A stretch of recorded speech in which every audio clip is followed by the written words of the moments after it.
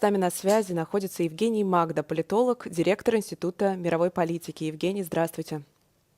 Доброго ранку. Слава Україні! Героям слава! Живе Білорусь! Живе вічно! Спадар Євген, хацеў вас запытаць, можа адразу, такая гучная заява Джорджа Сороса была, ён там у сваёй аўтарскай калонцы сказаў, што па вялікім рахунку з нападу на Украіну Расіяй Пуцін распачаў трэцюю сусветную вайну. Ці згодныя ви з такою ацэнкай? Як би ви оцінили? Знаєте, як історик за освітою, я все-таки волію оцінювати вже по факту, коли щось вже предметно завершилось. Ми поки що всередині процесу. Я б не хотів, щоб це була Третя світова війна. Але те, що після нападу Росії на Україну світ ніколи не буде таким, як до 24 лютого 2022 року, це абсолютно очевидно. Сорос – це всесвітньо відомий лідер громадської думки. Його принцип відкритого суспільства Росія ненавидить. Це треба чітко розуміти. А він, я думаю, не менше ненавидить Путіна. Тому, і Путіна, і Сі Цзіньпіня, як лідера Китаю, так би мовити, він ненавидить те, що суперечить принципам відкритого суспільства. Тому оцінка, звичайно, резонансна, але, знаєте, живучи в Україні і чуючи сирени в Києві авіаційної тривоги, чи чуючи, як розриваються ракети протиповітряної оборони в повітрі над будинком, якось я б не хотів, щоб це почули мешканці інших держав. Це абсолютно чітка позиція. Спадар Євген, я попросту удакладню, чаму я нашу размову пачаў менавіта з гэтага пытання. Папросту не вельмі лагічна. Калі лідары грамадскай думкі гэткага маштабу, як Джордж Сорос, заяўляюць пра пачатак Трэцяй сусветнай вайны, калі грамадствы ў шэрагу заходніх краінаў выказваюцца за тое, каб больш актыўна дапамагчы Украіне змагацца з акупантамі, то чаму Захад, нягледзячы на всю ягоную дапамогу, все-таки не ідзе на больш рашучыя крокі, на вашу думку? Знаєте, Росія дуже добре знає, як працює демократія Заходу, і знає її переваги і недоліки. Тому я думаю, що Росія десь собі навіть не прогнозувала і того рівня санкцій, які запроваджені на сьогодні. Я нагадаю, що і обсяги військової допомоги Україні, особливо протитанковими засобами, і санкції проти Росії, вони справді безпрецедентні. Такого ще ніколи не було. Тобто Росія стрімко перетворюється на Радянський Союз тільки без союзних республік. Ми там, ЄвроЗС, це все ОДКБ не будемо зараз обговорювати, а торкнемося іншого. Мені складно зрозуміти логіку НАТО, чому, скажімо, передача польських МіГів-29, які можуть на 50% тільки польські посилити обороноспроможність України, це може призвести до ескалації конфлікту і до його поширення. А от ситуація з Запорізькою АЕС, яку вчора Росія оголосила своєю власністю, а перед тим її обстрілювала артилерійським вогнем, це не може призвести. Мені ця логіка не зрозуміла. Я бачу, що американські, що європейські політики, вони продовжують часом дотримуватись принципу, мовляв, легко перенести зубний біль, якщо зуби болять не в тебе. Але, вибачте, біль найбільшої країни Європи з майже 40 мільйонами мешканців, з яких вже за деякими даними 2 мільйони стали біженцями, це загальноєвропейська, загальносвітова проблема. Ми переживаємо найбільшу світову, не світову ще війну, тому що я ж сказав, що рано про це говорити. Ми переживаємо найбільшу війну в Європі після 1945 року. Такого ще ніколи не було. Подивіться на кадри наших міст, подивіться, що з ними відбувається. Подивіться на Харків. Це перше місто-мільйонник в Європі після 45-го року, яке піддається таким варварським обстрілам. Абсолютно не спровоковано. Я цалкам з вами згодны, і ведаеце, і аніяк не могу адчапіцца ад аналогіяў з якраз згаданай другой сусветнай вайной, калі на пачатку таксама ж заплюшчвалі заходнія краіны вочы на дзейнасць і агрэсію Гітлера. Ці маем мы вот сапраўды такую вычварэнскае паўтарэнне гісторыі? Ну, дивіться, все-таки історія дещо різна, тому що так, була в історії Другої світової дивна війна, коли на Західному фронті англійські та французькі дивізії грали в футбол на лінії зіткнення в той час, коли Німеччина добивала Польщу. Повторюсь, нам надали військову допомогу, військово-технічну допомогу.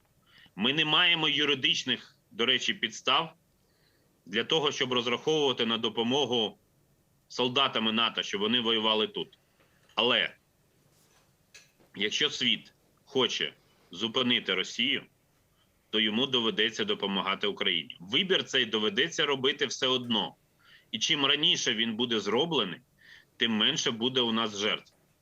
Я думав, що цифра в кілька десятків вбитих українських дітей, я не можу зараз назвати точну цифру, бо ви розумієте, що після війни ми кожне це життя повинні будемо згадати, як і життя інших наших громадян, які загинули. Але десятки вбитих українських дітей, бомбардування пологового будинку, воно має будити принципи, якщо вони є. А якщо їх нема, тоді можна багато говорити про ескалацію, про те, що це може загрожувати, про те, що світ стане на межу ядерної війни. А він не став на межу ядерної війни, коли рашистські окупанти обстріляли Запорізьку АЕС. Яка принципова різниця між використанням ядерного боєприпасу і руйнуванням ядерного реактору в плані поширення радіації? Покажіть мені вченого, який мені це пояснить. Евгений, еще такой вопрос. Как вам кажется, Россия ожидала, что она окажется в полной изоляции, потому что, как говорят эксперты, война никогда не начинается без союзников. А у России сейчас ни одного союзника нет. То есть те люди, которые не голосуют или там голосуют против резолюции ООН, это не союзники, потому что они все-таки не воюют на стороне России. И сейчас, если мы даже сравниваем со Второй мировой войной, когда был гитлеровский альянс, и были страны, которые воевали на стороне Гитлера, и он начинал эту войну не единолично, то сейчас Россия в абсолютной изоляции, она абсолютно одна и ведет эту войну с помощью территории Беларуси, но все-таки белорусские солдаты не участвуют. Суверенна держава. Почекайте, що ж ви Білорусь позбавляєте суверенітету просто так? Я з вами цалкам згодний. Дзеля справедливости трэба дадаць, што ёсць, канешне, у Крамля хаўруснік Лукашенко, это не абсолютно непасрэдны. Ну і таксама пазіцыя Китая, наколькі можна яе ацэніць сёння, потому что ёсць жа зараз паведамленне пра тое, што Кітай па сутнасці даў карт-бланш Пуціну на напад України. Як ви оцінюєте? Ну, це думка Сороса знов-таки. Він так думає, що, мовляв, Росія анонсувала напад, і Китай попросив не робити цього під час Олімпіади, і це сталося. Ну, добре.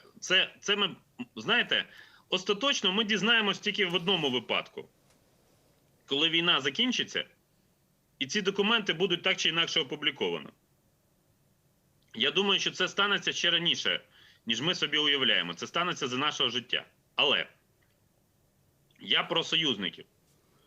Вчора була дійсно цікава ситуація навколо Білорусі, і коли російські літаки з території Білорусі, обстріляли територію Білорусі з території України. Залетіли на територію України, обстріляли білоруську територію. І це дійсно був очевидний привід для того, щоб білоруські війська втягнулися у бойові дії. Але я хочу наголосити на своїй позиції. Я буду максимально її доносити стільки, скільки це буде можливо.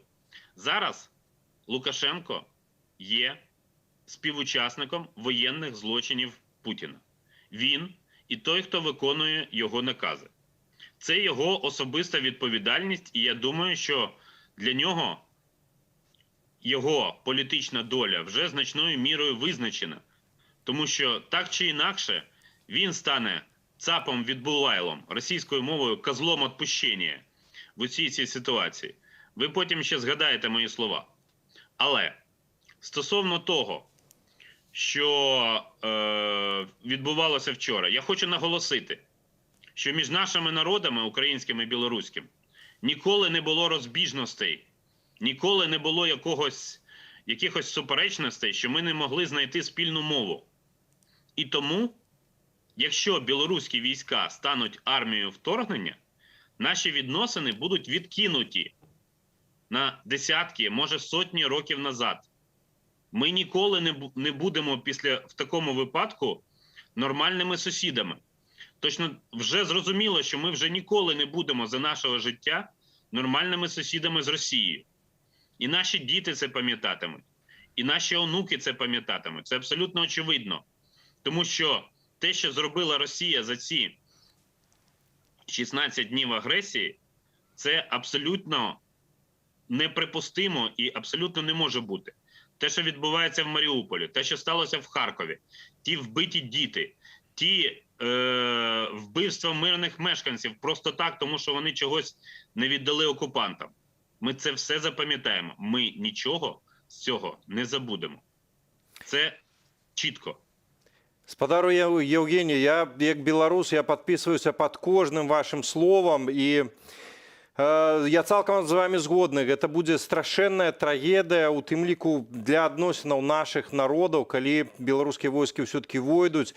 І таму беларусы не спыняюцца заклікаць сваіх суайчыннікаў у пагонах не ісці на гэтую гнюсную подлую вайну, не ўдзельнічаць у ёй. Калі падманам ці неяк яшчэ іх загоняць на вашу тэрыторыю, адразу ж здавацца, пераходзіць на бок Украины. Абсолютно апошняе, калі можна караценькі адказ, апошняе пытанне у мяне да вас. Як вы думаеце, ці можа гэта вайна скончыцца на тэрыторыі, як і пачалася, на тэрыторыі Украіны, альбо ўсё-таки она мусіць скончыцца недзе ў Крамлі? Я скажу так, що якщо світова спільнота не вирве отруйні зуби Росії, ніхто з сусідів Росії, незалежно від того, як закінчиться війна в Україні, хоча ми впевнені, що Україна переможе, ніхто не зможе жити спокійно.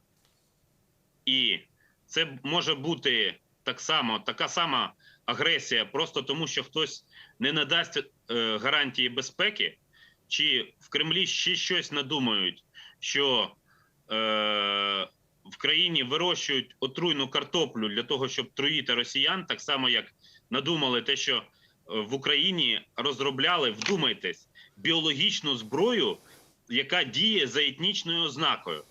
Це просто перевищує те, що придумав Гітлер, розумієте? У нього була расова теорія, а тут це просто агресивна маячня. Тому, якщо світ не зупинить Росію, він ніколи не житиме в спокої. І це вибір всієї світової спільноти.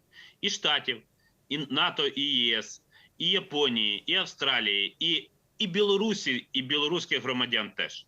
Це спільний вибір. Розумієте? І без нього, без того, щоб його зробити, нічого вже не вдасться. Це вже або-або. Абсолютно з вами згодны, цалкам разумею, цалкам згодны. Дзякуй вялікі вам за сённяшнюю размову. Канешне ж, зышу усёй Украіне, а разам з ёй і ўсяму свету, і тым ліку, і нам, беларусам, перамогі над Пуціним, над окупантами, за нашу вашу свободу. Дзякуй вялікі вам. Євген Магда, палітолог, дырэктар Інстытуту сусветнай палітыкі, быў з намі на відэасувязі.